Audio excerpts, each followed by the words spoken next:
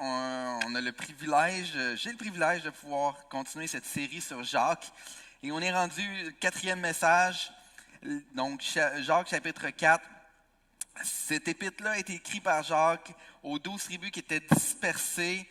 Et comme nous, on est dispersés, Pasteur Joël a dit ça pourrait être une bonne idée de passer, dans le fond, étudier qu'est-ce que Jacques avait à dire aux gens qui étaient dispersés, puis pourquoi pas nous prendre ce temps-là, en étant dispersés, en étant chacun dans nos maisons, de voir, est-ce qu'il y aurait des choses qu'on pourrait travailler dans nos vies? Amen? J'entends tout le monde dire, ah oui, j'aime tellement ça travailler dans ma vie. Et le titre de la série, le sous-titre de la série, c'est la foi en action. Pourquoi? Parce que Jacques, tout au long de son épître, nous interpelle à mettre en pratique notre foi. Et puis, vous pouvez tous réécouter les trois premiers messages de la série sur YouTube, sur Spotify, sur toutes les plateformes de balado-diffusion en ligne. Tout ça, c'est là. Et à partir de mardi, dans le fond, le mardi dans la journée, on s'arrange toujours pour mettre tout en ligne les messages sur YouTube et Spotify. Donc, vous pouvez y aller, vous faites une recherche Église Oasis, peu importe sur votre plateforme, puis vous allez nous trouver. Et Jacques 1 nous parlait de mettre en pratique sa voix, sa parole, particulièrement dans l'épreuve. Jacques 2 avec Pasteur Désiré, où est-ce qu'il y avait une grosse introspection parce que c'était mettre en pratique sa foi. C'est-à-dire, c'est de là qu'on retrouve le célèbre passage, ta foi sans tes œuvres sont mortes. Et de Jacques 3, c'est mettre en pratique sa sagesse, particulièrement avec notre bouche, contrôler notre langue, être capable de bien parler. Et Jacques 4, on pourrait dire mettre en pratique l'humilité. Et puis, on va pouvoir voir ça ensemble. Et c'est pourquoi que le titre de mon message, je l'ai appelé « Humilité versus orgueil ». Parce qu'il y a vraiment un gros combat entre les deux. On va pouvoir regarder ça. Qu'est-ce qui est intéressant également dans l'épître de Jacques? C'est que Jacques nous rapporte beaucoup aux enseignements de Jésus. Donc, Jacques est en train de souvent faire des références aux enseignements que Jésus faisait. Donc, ça nous recadre exactement à savoir qu'est-ce qui est l'essentiel. C'est quoi l'essentiel du message de Jésus? Et revenir à des choses que peut-être des pratiques parfois qu'on peut faire, qui, sans s'en rendre compte, on prend des mauvaises habitudes. Et Jacques est en train de recadrer certaines mauvaises habitudes que les gens pouvaient avoir et qu'on a également. Et c'est pour ça que souvent qu'on parle de correction dans Jacques. Mais je vous encourage ce matin à voir la correction, pas d'une manière négative. Souvent on parle de correction, ouch, ça fait mal. Mais n'importe qui va voir son médecin, si ton médecin te prescrit des choses intéressantes, s'il dit peut-être que tu devrais arrêter de manger telle chose puis manger telle chose, peut-être que tu devrais commencer à faire du sport, peut-être que tu devrais faire ça. C'est dans le but de ta santé. C'est dans le but que tu puisses vivre plus longtemps. Donc, je vous encourage à voir Jacques, non pas comme une correction avec une verge, mais une correction comme, tu sais, les verges comme dans le temps de l'école des rangs, là, tu sais, comme, si tu disais un mauvais mot, bang. Non, c'est pas ça la correction de Jacques. La correction de Jacques, c'est Dieu t'aime tellement qu'il va te rapporter sur le bon chemin. Amen. Et j'aimerais qu'on puisse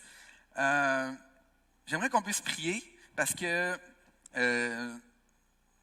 l'introspection que Jacques nous demande,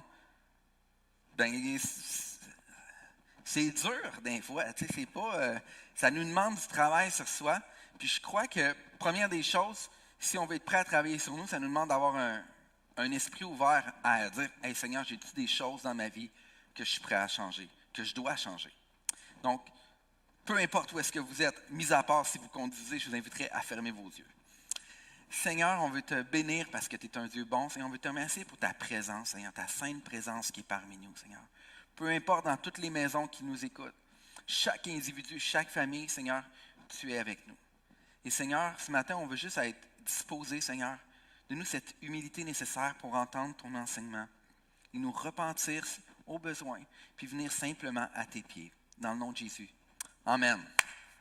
On va commencer tout de suite avec Jacques 4, verset 1, qui nous dit, les versets vont apparaître, qui dit « D'où viennent les conflits et d'où viennent les luttes parmi vous? N'est-ce pas de vos passions qui combattent dans vos membres? » Donc, Jacques revient sur un sujet qui avait déjà été un peu abordé, du fait qu'il y a des tensions, du fait qu'il y a des disputes. Et ce qui est intéressant, c'est que Jacques, comparativement à Paul, Paul souvent va adresser des sujets très particuliers. Quand il y a une dispute, exemple entre les Juifs et les non-Juifs, les Juifs qui disent « Ah, il faut que les non-Juifs se fassent circoncire. » Puis les non-Juifs sont là comme « Non, s'il vous plaît, je veux pas. » Puis dans le fond, il y a comme une chicane, puis là, Paul dit « Non, il n'y a pas de problème. » Il va adresser le problème de la tension, puis il va dire « Non, il n'y a pas de problème, tu peux garder ta petite peau, ça va être correct comme ça. » Et puis, mais Jacques, c'est pas ça qu'il dit. Il vient pas adresser le problème qui met les tensions, mais il vient adresser le cœur à l'intérieur de ça. C'est ça qui est vraiment intéressant. C'est qu'il dit pas, le sujet pour lequel tu te bats est vraiment important. Il est tellement important que c'est correct que ça crée des tensions parce que toi, tu es quelqu'un qui apporte la vérité, puis c'est super important que tu apportes la vérité. Donc, même peu importe qu'est-ce que ça pourrait créer comme conflit, il faut que tu parles. C'est pas du tout ça que Jacques dit. Jacques dit, si tu as des tensions, s'il y a des disputes, c'est à cause qu'à l'intérieur de ton cœur, il y a des passions jalouses, il y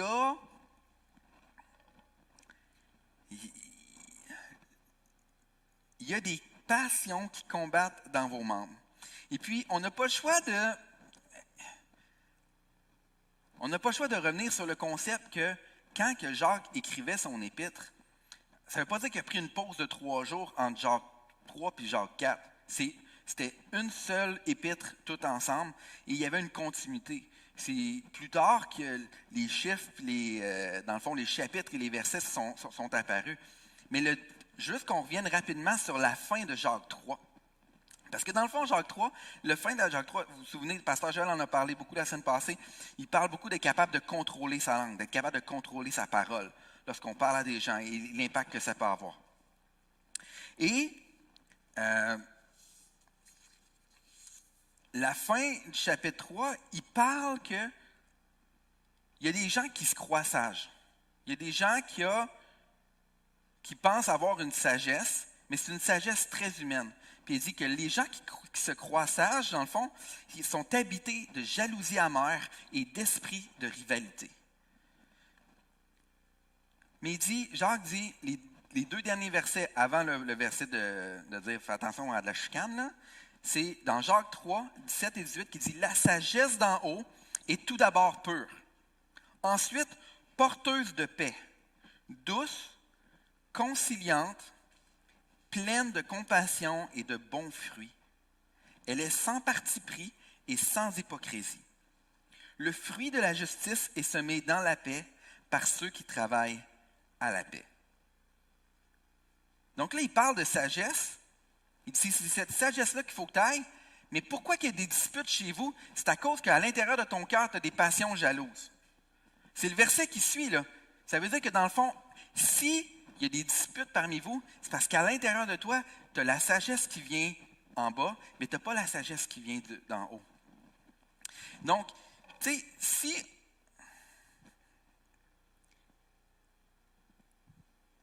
Donc, pour prendre un exemple très concret. Exemple, si Jacques écrivait son épître en temps de pandémie, je vais vous donner comme 2 points de vue, puis ces 2 points de vue-là, ils sont valables, ils sont justifiables. Il y a des gens qui sont très convaincus de ça. Exemple, tu pourrais dire, l'Église, en temps de pandémie, on devrait tout arrêter. On est un exemple pour le monde. On ne devrait même pas penser prier pour les gens, parce que quand on a à cœur à prier pour les gens, on s'approche à moins de 2 mètres parce qu'on a tendance à vouloir imposer les mains. On devrait être l'exemple suprême de c'est quoi l'obéissance civile. Puis de l'autre côté, tu as des personnes qui disent, « Hey, Jésus il a dit, porte ta croix. Tous les disciples sont morts, persécutés. Puis toi, tu es là, puis tu n'oses pas te rassembler parce que tu as peur. Là, les gens t'empêchent. Mais tu sais, il faut qu'on puisse se rassembler. Notre foi est plus importante. Go la désobéissance civile. » Là, je fais juste relater des fois des débats que je vois sur Facebook. Tu sais. Mais, juste que, tu sais, les 2 points peuvent se valoir à l'extrême, mais le but, c'est que, pourquoi qu'il y ait la confrontation? Pourquoi qu'il faut absolument avoir raison? Est-ce que vous avez déjà discuté avec des gens qu'il faut toujours qu'il y ait raison, toujours le dernier mot, qui disaient toujours comme, « Ah oui, mais, oui, c'est ça que je voulais dire, mais, pourquoi qu'il faut toujours avoir raison? Pourquoi il faut toujours avoir le dernier mot? »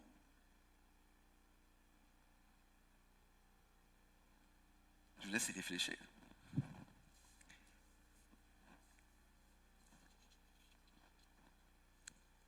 Jacques 4, 2 à 3. Donc, il dit, vous désirez et vous ne possédez pas. Remplis de passion jalouse, vous assassinez et vous ne pouvez rien obtenir. Vous multipliez les querelles et les conflits, mais vous ne possédez pas parce que vous ne demandez pas. Et si vous demandez, vous ne recevez pas parce que vous demandez mal afin de pouvoir dépenser pour vos plaisirs. Donc, si on vient à la sagesse, si tu es rempli de sagesse qui est doux, qui est calme, qui est conciliante, qui apporte la paix, tes désirs personnels, tu n'as pas besoin de posséder plus. Tu sais qu'est-ce que tu es, tu sais qui tu es en Dieu. Tu n'as pas besoin de posséder plus. Dans le fond, Jacques ici est en train d'adresser, puis on va voir un peu plus loin, il parle vraiment de l'orgueil. Et Jacques est en train d'adresser qu'est-ce que ça crée à l'intérieur de ton cœur. Dans le fond, il te manque quelque chose. Tu veux posséder. Puis tu veux tellement posséder que tu es prêt à tout faire pour l'avoir, même d'avoir des chicanes, parce que tu veux quelque chose pour ton propre bien, pour ton propre intérêt. Et quand il dit assassin, je crois pas qu'il y a beaucoup d'assassins qui nous écoutent en ce moment. Bien, si vous l'êtes, Dieu peut vous pardonner. Mais, puis j'ai pas pris le temps d'étudier à savoir est-ce que c'est parce qu'il était influencé par la culture romaine, à savoir que, tu sais, je veux dire, César était dans ce temps-là, le gars qui a inventé la salade, là, tu sais, puis s'est fait assassiner par son beau-fils pour pouvoir, tu sais, il y avait, tu sais, dans le temps des Romains, il y avait beaucoup comme de manipulation, d'hypocrisie pour pouvoir se monter, puis pouvoir avoir plus, puis pouvoir se positionner, tout plein d'affaires de politique. Puis c'est comme, je ne sais pas si c'est pour ça. Puis probablement qu'aujourd'hui, il n'y a pas personne qui, en voulant se positionner pour avoir des choses, va dire « je vais vraiment tuer quelqu'un ». Mais est-ce que vous avez pensé que parfois on peut assassiner des destinées? Que parfois on peut assassiner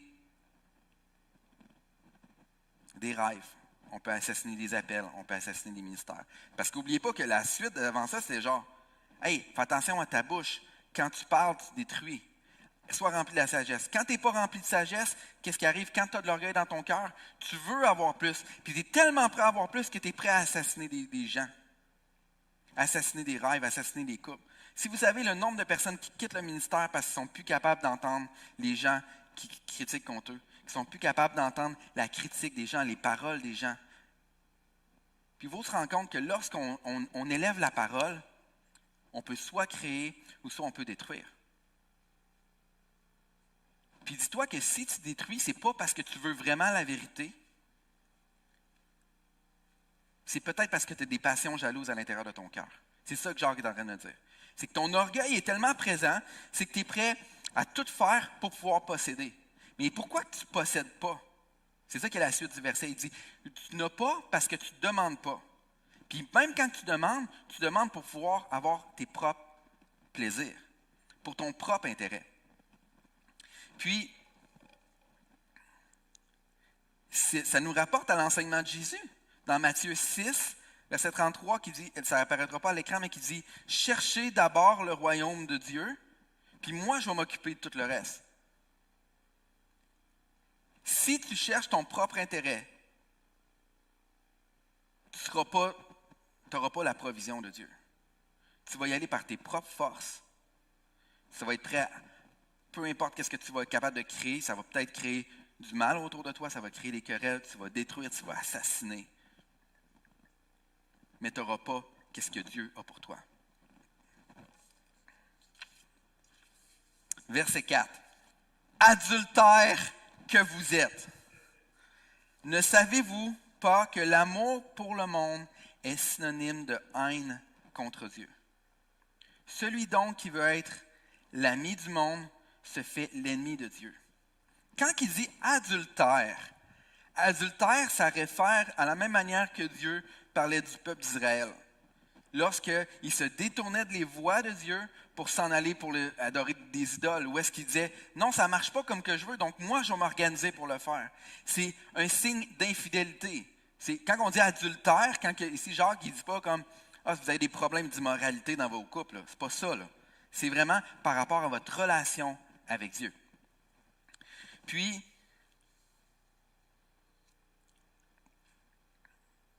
Puis ça rapporte encore à la parole de Jésus lorsqu'il dit, il dit, tu ne peux pas servir deux mondes, tu ne peux pas servir deux maîtres. C'est exactement la même chose. Dans le fond, tu ne peux pas servir Dieu puis aimer le monde. Ici, il dit, le jour, OK, l'orgueil dans le cœur fait en sorte que tu n'es pas rempli de la sagesse de Dieu, qui fait en sorte que tu crées la chicane, des tensions, parce que tu veux tellement posséder, ton désir de possession est tellement important que tu vas essayer tes propres forces en délaissant Dieu parce que tu veux y aller par tes propres forces, parce que tu penses que tes propres forces, tu vas être meilleur qu'avec Dieu. Puis ça, c'est de l'infidélité envers Dieu.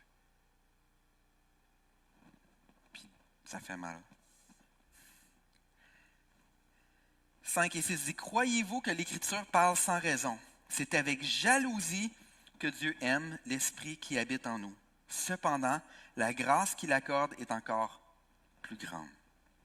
C'est pourquoi Dieu dit, Dieu s'oppose aux orgueilleux, mais il fait grâce aux humbles.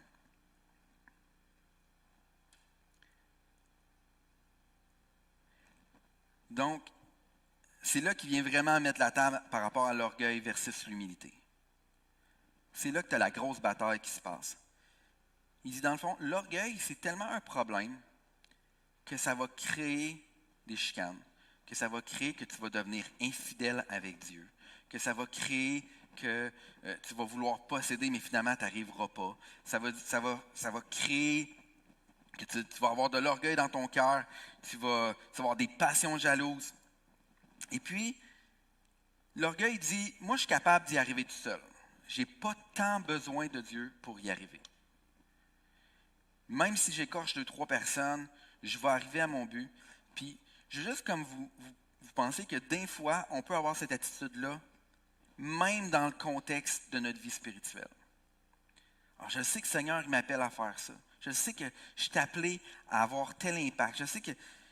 Puis, fait que peu importe là, qui j'écorche autour pour ça, je vais me rendre par mes propres moyens parce que c'est Dieu qui m'a appelé. Mais si Dieu t'a appelé, laisse-les faire un chemin pour toi aussi.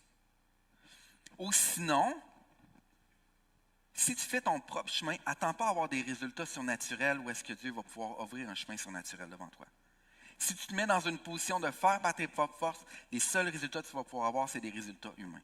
Le jour où est-ce que tu te mets dans une position de dire d'humilité, puis c'est là qu'il nous rapporte quand il dit Dieu fait grâce aux humbles et résiste aux orgueilleux.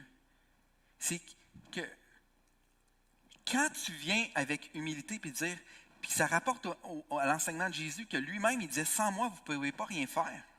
Il dit, sans moi, vous ne pouvez pas rien faire. Sans Jésus, on ne peut pas rien faire. Il faut rapporter la souveraineté de Dieu dans notre réflexion de notre marche chrétienne.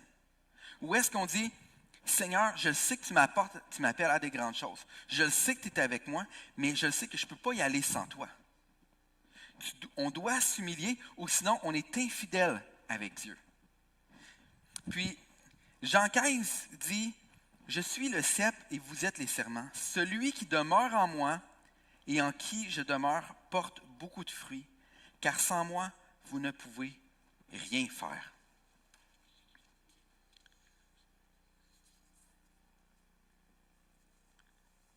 Puis tout ce que l'orgueil produit, il faut réaliser que l'humilité peut le détruire. Notre arme contre l'orgueil, c'est l'humilité. Puis Jésus nous rapporte que dans le fond, ça me fait tellement penser aux enseignements de Jésus, que dans le fond, notre caractère, notre cœur est plus important que tout le reste. Ton caractère va être plus important que ton appel que tu as sur ta vie. Qu'est-ce que tu as dans ton cœur va être plus important que tous tes rêves que tu as, que tous tes talents que tu peux avoir. L'exemple que ça me fait penser, c'est lorsque la femme pécheresse vient, déverse un parfum de super grand prix aux pieds de Jésus en signe d'adoration. Puis tout le monde autour, un peu genre, hey, c'est bien cave ça. T'sais, non mais tu sais, on pourrait prendre cet argent-là. Imagine qu'est-ce qu'on pourrait faire avec cet argent-là. Encore là, la question de posséder, tu sais. Non, puis là, Jésus est comme genre, il n'y a pas personne qui m'a adoré comme ça. Là. Il n'y a pas personne qui m'a servi comme ça. La même chose quand c'était le temps de donner, lorsque la femme est venue donner juste un denier. Jésus a regardé au cœur plus que qu'est-ce qu'il a donné. Est-ce que vous pensez que Jésus avait vraiment besoin de ce denier-là? Jésus n'avait pas besoin de ce parfum-là sur ses pieds. Il avait juste besoin du cœur de la personne qui venait donner son adoration.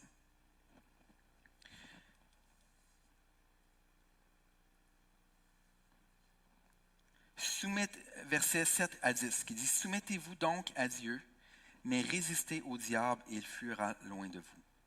Approchez-vous de Dieu et il se rapprochera de vous. Nettoyez vos mains, pécheurs, purifiez votre cœur, hommes partagés. Ayez conscience de votre misère, excusez-moi. Soyez dans le deuil et dans les larmes, que votre rire se change en deuil et votre joie en tristesse. Humiliez-vous devant le Seigneur et il vous élèvera. »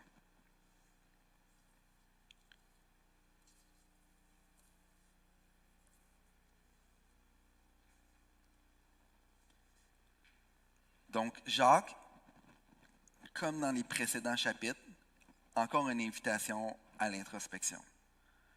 En disant, il faut que ça change. Il y a différentes paroles de Jacques qui disent, il ne faut pas que ça en soit ainsi. Il faut que ça change. Là. Ça ne peut pas rester comme ça. Tu ne peux pas continuer de la même manière. Tu ne peux pas continuer à faire ça et penser qu'il n'y a aucune conséquence à ce que tu fais. Puis même de penser que c'est correct d'agir comme ça. Mais il est en train de dire, OK, l'orgueil que tu as dans ton cœur, toutes tes ambitions, il faut absolument que ça change. Puis, souvent, on prend ce verset-là comme le verset qui dit soumettez-vous donc à Dieu, mais résistez au diable et il fuira loin de vous. On dit souvent ce verset-là, mais dans le contexte qui est ici, il parle définitivement de l'orgueil. Dans le fond, soumets-toi à Dieu. Viens, laisse tes passions jalouses, laisse toute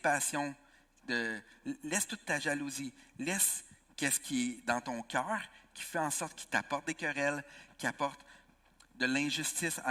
La seule chose que tu as l'impression d'expérimenter, c'est de l'injustice. Puis viens auprès de moi, soumets-toi, viens au pied de Jésus, dis j'ai besoin de toi, je ne peux pas rien faire sans toi, puis il va te pardonner. Mais l'autre chose, puis quand j'ai étudié ce passage-là, ça m'a tellement frappé, c'est dit résistez au diable, il fuira loin de vous. Mais si tu ne résistes pas à dire non à ton orgueil, mais à venir à l'humilité au pied de Jésus, c'est que ça laisse aussi une porte d'accès au diable dans ta vie. Puis ça fait mal de voir ça. Donc, Jacques est en train de nous dire, mets en pratique le concept qu'il faut que tu dises non à l'orgueil dans ta vie, ou sinon, ça peut dégénérer dans le reste de ta vie spirituelle.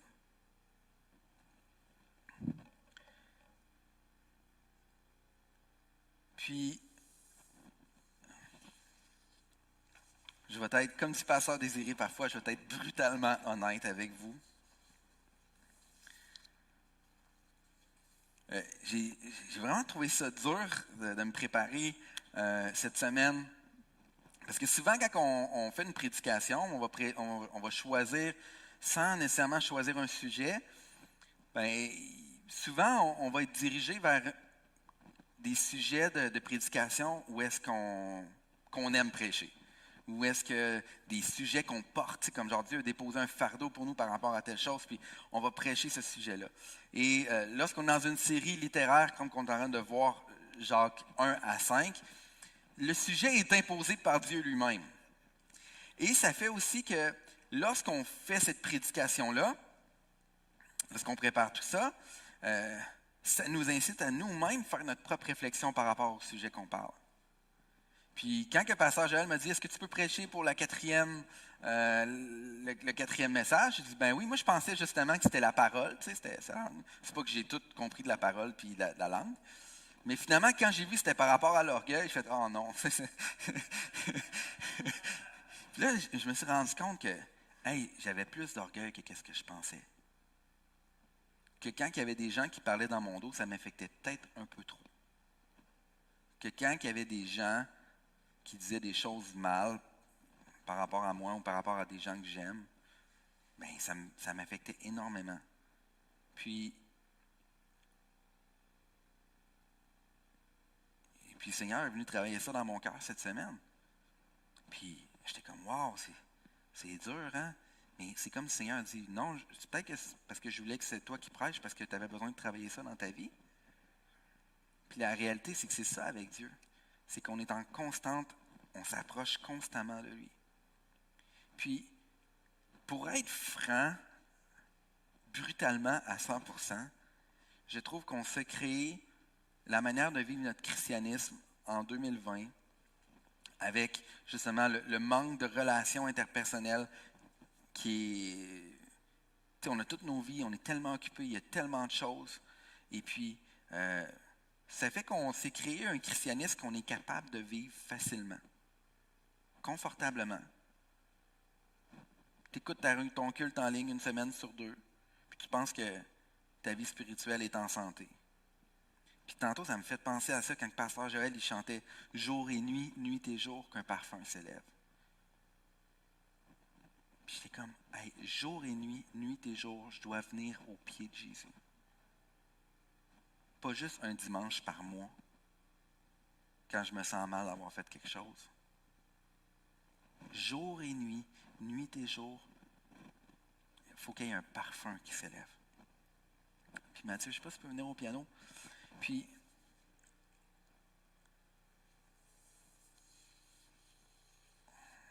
on est devenu confortable.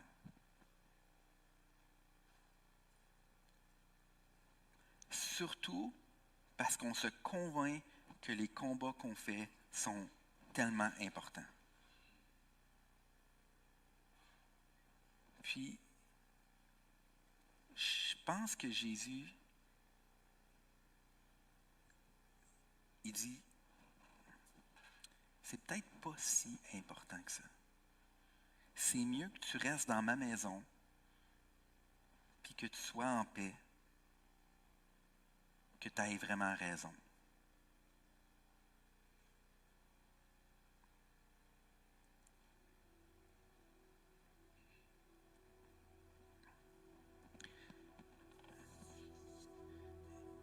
Et puis on n'aura pas plus loin en haut, Jen.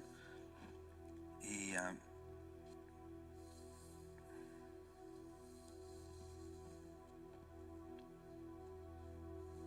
j'ai mis une citation de Mère Teresa qui disait « Se connaître nous fait plier le genou, posture indispensable à l'amour, car la connaissance de Dieu engendre l'amour, et la connaissance de soi engendre l'humilité. »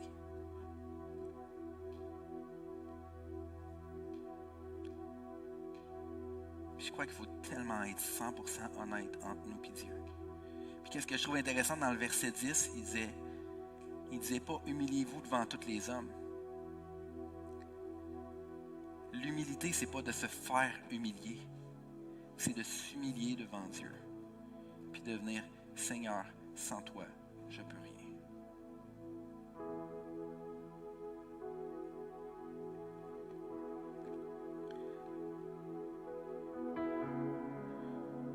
Puis on n'a pas le choix de se challenger dans nos vies en disant, est-ce que je vis ma vie spirituelle en remettant tout au Seigneur?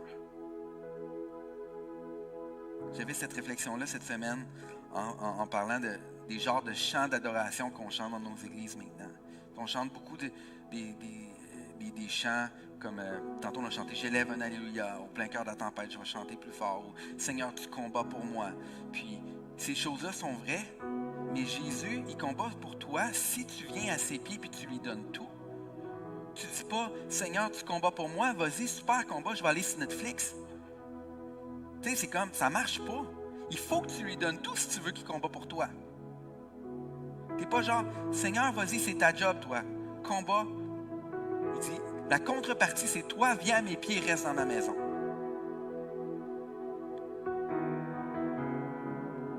Puis on vit dans un monde où est-ce qu'il y a de l'injustice. on parlait que un peu plus haut, il disait, un peu plus haut dans le chapitre, bien sûr, il disait, tu veux posséder.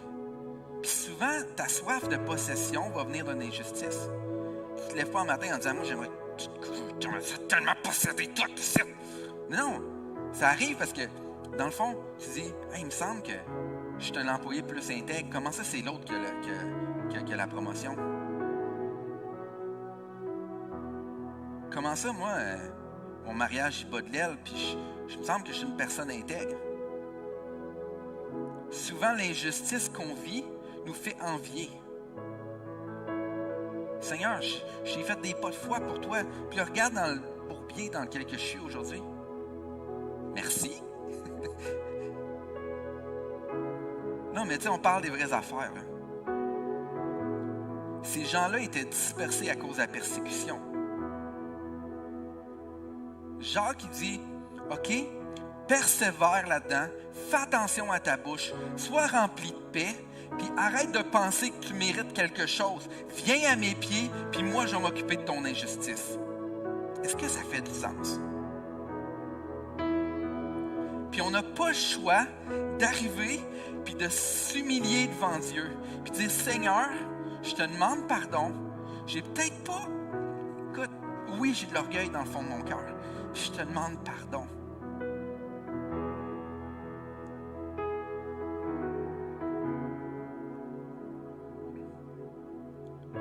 J'aimerais juste que, si vous pouvez fermer vos yeux, où est-ce que vous êtes, prendre ce moment. Et dire, Seigneur, si j'ai un once d'orgueil encore dans mon cœur, je veux la remettre à tes pieds. Tout est à propos de toi, Jésus. Et sans toi, je ne peux rien.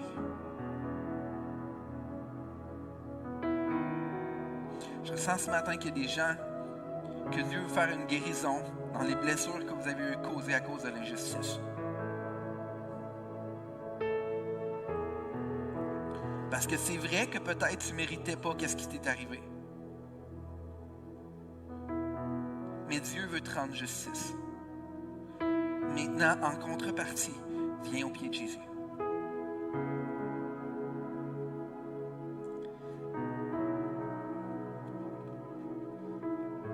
Si dans ma maison, en plein milieu de la nuit, il y a un voleur qui rentre dans la maison, j'entends du bruit, je ne m'attends pas à ce que mon garçon d'11 ans se lève et qu'il aille se rendre justice. C'est moi le père, hey, c'est moi le plus fort. C'est moi qui va aller voir et qui va s'arranger du problème, si problème il y a. C'est la même chose quand tu viens dans la maison de ton père.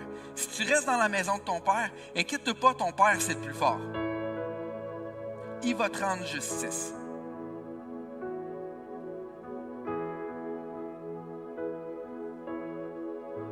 Je sens vraiment que ce matin, Dieu veut casser quelque chose par rapport à l'injustice que tu peux avoir vécue dans ta vie. Je ne sais pas si c'est juste à une personne ou à beaucoup de gens, que j'ai tellement entendu de témoignages de mon beau-père qui a vécu une vie où est-ce que Dieu l'a vengé lui-même. C'est un homme qui il a vécu tellement d'injustice dans sa vie. Il était supposé avoir un poste, il ne l'a pas eu. Finalement, il se fait donner un autre poste par rapport. Il ne dit rien. Les gens sont là, ils critiquent, ils font le bordel, ils font tout pour qu'il lâche. Il ne dit pas un mot. Le Seigneur lui rend justice. Il y a eu des situations avec des maisons, il y a eu des situations avec des emplois, avec sa famille, avec des voisins. À chaque fois qu'il me raconte un peu son témoignage, je vois que... Puis il dit, non, je laisse Dieu s'occuper de ça. Puis des fois, c'est comme, ça n'a pas de bon sens, tu peux juste parler. Hein? Mais c'est comme, je pense qu'il y a peut-être juste saisi Jacques un peu plus que moi, tu sais. Puis on a tellement tendance à vouloir nous défendre nous-mêmes, puis arriver nous-mêmes à nos propres besoins. Mais sincèrement, ce matin, je crois que Dieu veut rencontrer des gens qui vivent de l'injustice en ce moment.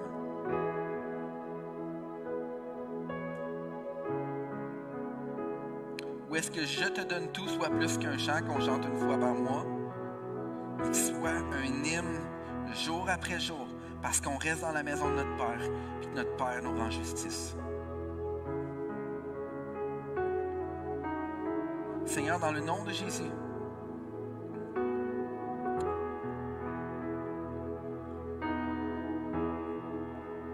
on vient avec humilité devant toi pour te remettre tout. En sachant que sans toi, on ne peut rien. Seigneur, on veut réaligner notre corps, âme, esprit avec toi, en sachant que lorsqu'on est avec toi, tu combats pour nous. Lorsqu'on est avec toi, tu nous rends justice. Et qu'on a tout pleinement en toi.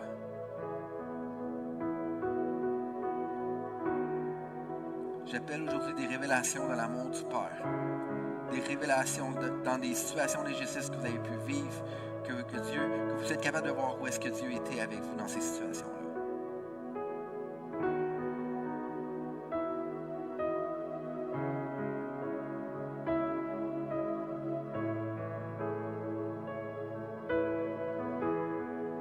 Et alors que vous êtes dans cette disposition de cœur-là de redonner tout à Jésus, de dire, écoute, j'ai essayé par mes propres forces, puis ça ne marche pas.